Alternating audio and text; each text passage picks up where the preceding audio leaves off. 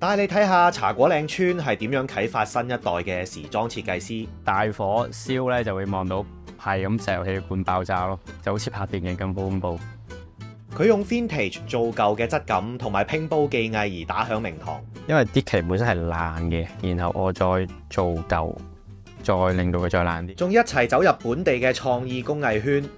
阿東 ，hello， 我喺度。由茶果嶺踩單車走訪由街頭藝術發展成木藝團隊嘅 Start From Zero 工作室。啱啱開始就好簡單，純粹係好做 street art 啊嘛。仲有本地嘅 side painter 一齊傾下香港嘅創意文化。其實每個人都有個專業啊嘛，我就係做平面設計啦，或者畫嘢啦，佢就做衫啦。今集 Follow Me 見證好勤力嘅 artist 點樣喺香港生存。大家好，我係阿強 ，Follow me。今集我哋嚟到茶果嶺村，平時咧大家可能覺得呢度有啲溶溶爛爛，有啲殘舊。偏偏咧我哋今次嘅受訪者係一位時裝設計師嚟嘅，而佢成個嘅創作風格咧都係受呢一度所影響。我哋一齊睇下佢今次會帶我哋去邊啦 ！Let's go！林偉強係近年受到好多唔同品牌欣賞嘅布藝職人同時裝設計師，而令人印象最深嘅就係佢嗰種拼貼 remade 嘅風格，同埋作品上刻意而為嘅做舊 vintage 質感。驟眼望落，同佢住咗20幾年嘅茶果嶺村環境唔多唔少都有啲相似嘅感覺。唔係呢棟箱係我嘅，我係可能有啲冇改地址，佢繼續寄咗過嚟啊嘛。我得閒過嚟睇下互信咁樣咯。同埋咧，以前呢度唔係就係我住嘅。你可以當劏房咁樣，呢度有3家人住嘅，唔關我事嘅，報稅。阿強其實上年先喺茶果嶺村呢度搬走，細個已經知道自己畫嘢叻，想做設計，偏偏住喺呢度，令佢懷疑過自己係咪唔適合從事一啲着重美感嘅工作。就算去到讀時裝設計，由於佢中意嘅係日本嗰種美式 style， 設計比較貼地，着重嘅係背後嘅歷史文化，同當時香港時裝設計界鼓吹嗰種隆重又天馬行空嘅風格，可以話係大纜都扯唔埋。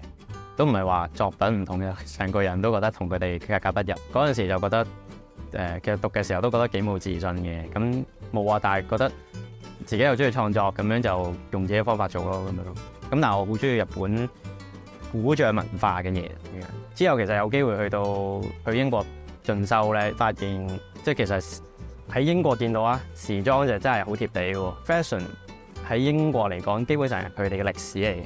即係佢哋嘅衫嘅演變就係佢哋嘅歷史嘅演變。一件 trench coat 由打仗二戰嘅時期到依家嘅演變到點樣，到 Burberry 係點樣。住咗咁多年，阿強對茶果嶺呢度有好多回憶，仲試過做咗2件作品紀念呢度嘅生活。我哋嚟到呢個天后廟係有咩特別嘅呢？天后廟就我以前嘅遊樂場咯。因為呢度比較大空地啊嘛。咁又另外就大節日就係天后誕咯。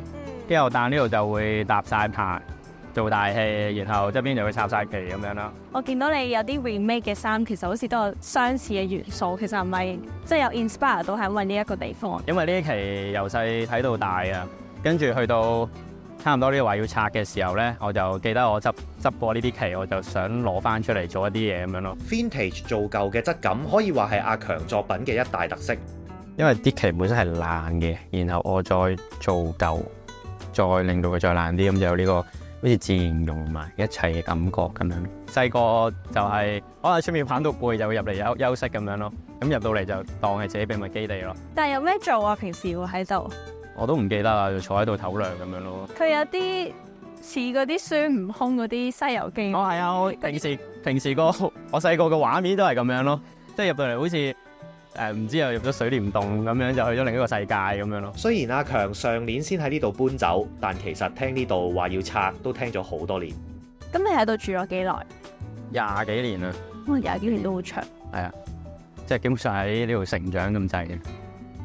喺度住嘅人咧，基本上住幾耐就聽幾耐，又話呢度要拆，呢度要拆，都聽咗20幾年嘅。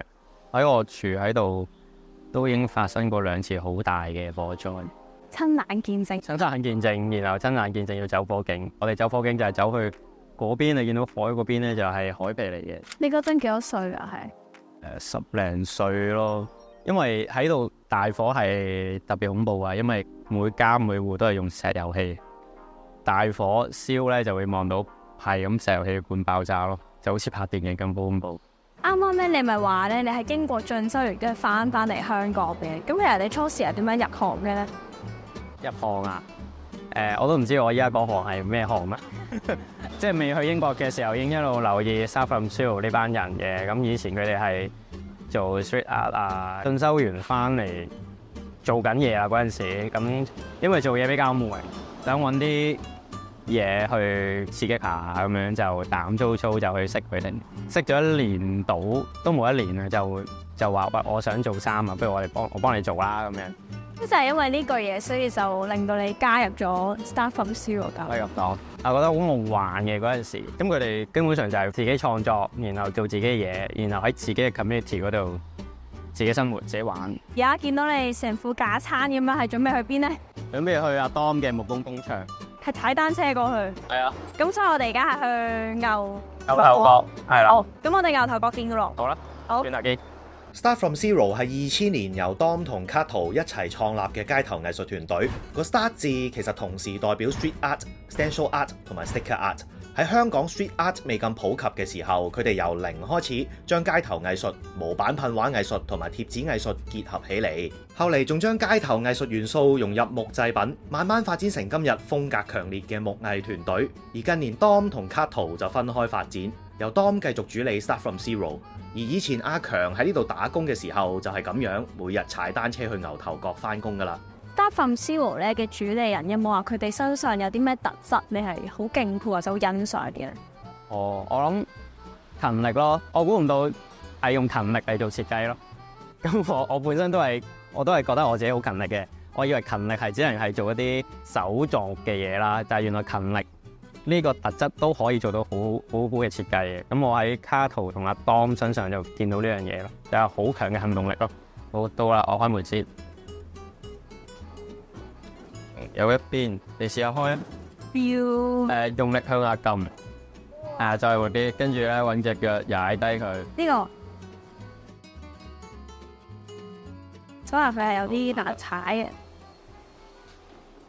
阿東，嘿，hello，帶個朋友嚟傾下。你好，我係阿燕。哦。工作室有3部分，包括製作嘅工場、放半成品、木料等等嘅倉，仲有分租俾其他創作單位嘅工作室，為唔同藝術家提供一個交流嘅機會。呢度就係做組裝嘅嘢咯，咁所有啲螺絲啊、啲電批啊，或者有啲織啊，即係我哋鬥木成日要用啲織我嚟綁實啲嘢嚟開腳啊，咁樣就喺晒依一個 area 度啦。我想問呢個籃球板係做咩攞嚟？呢個籃球架就係當其時我哋又有好多 cut off 剩咗啦，有個伙計又好中意打籃球咁，然後就叫佢整咗個籃球框喺度。好齊全啊！我想話啲架撐係啊，同埋好亂咯。咁呢度就係一個 cutting room 咯。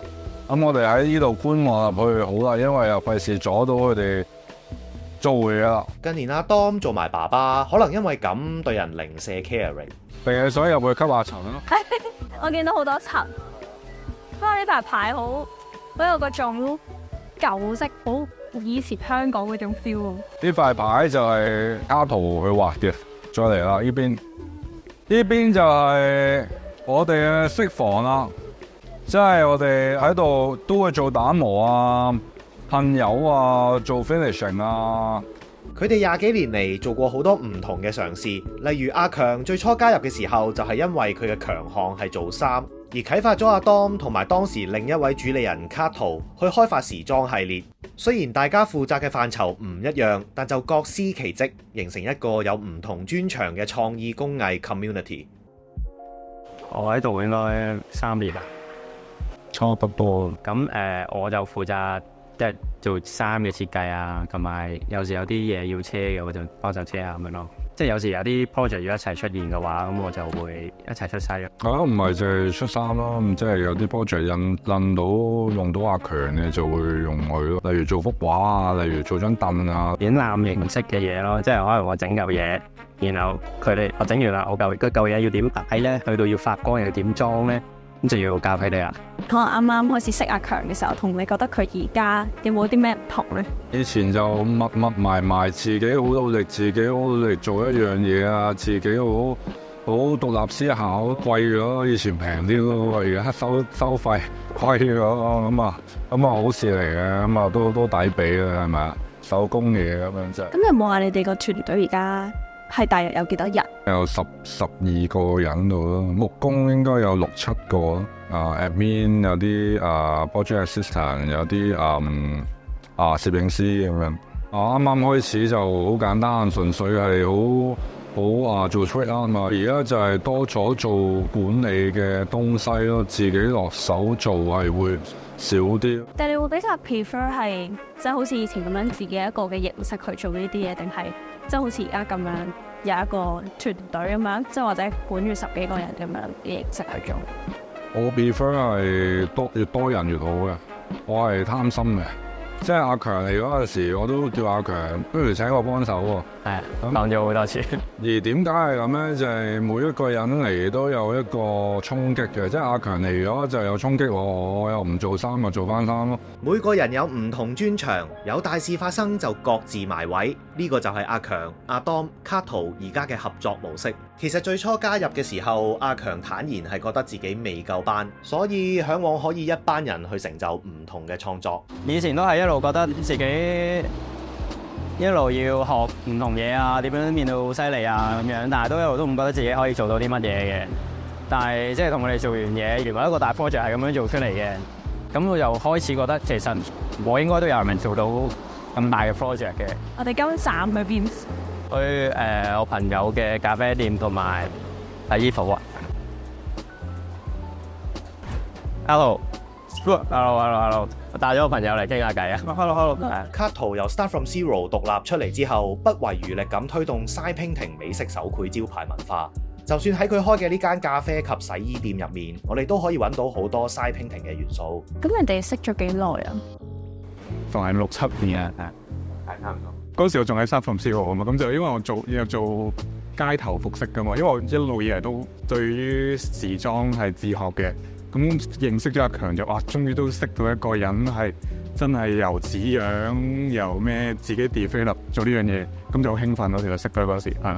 我都興奮，因為我唔夠膽做一個品牌，咁同埋有一班人喺度 support 住，我就唔驚啊嘛。我見到間鋪其實有好多呢啲咁樣嘅作品咧，其實都係你自己一個寫整出嚟。你見到個裝修其實都係阿當整嘅，做生意要保持一個新鮮感，所以咧成日都會搞一啲唔同嘅小活動喺間鋪頭發生。咁其實你見到紙嗰啲唔係我畫嘅，係另外一個朋友阿占畫嘅。早前呢度就搞過一個關於字體嘅 pop up，當時佢朋友占跟卡圖學 Side Painting 學咗半年，見佢都畫得唔錯，於是卡圖就幫手喺鋪頭度搞咗個展覽啦。